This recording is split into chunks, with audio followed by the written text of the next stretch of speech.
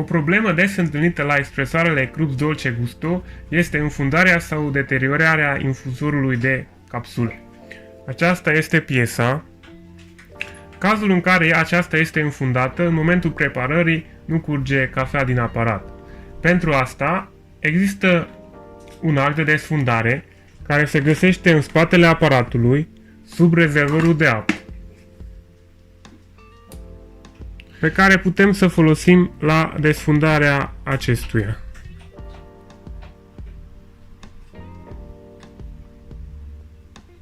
În acest mod.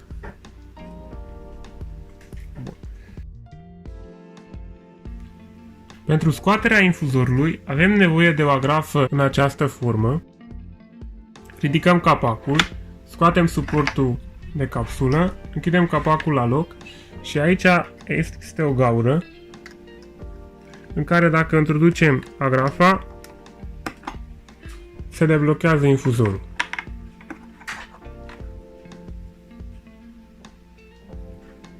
Ca să montăm la loc noul infuzor, introducem întâi partea din spate,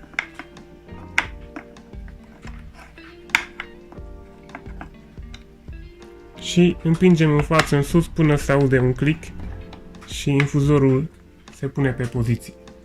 Dacă se întâmplă lipirea capsulei de infuzor, aceasta se poate unge foarte subțire cu ulei de gătit aici în exterior.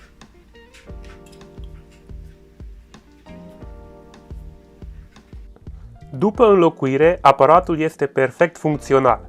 Vă dorim cafele savuroase cu acest aparat.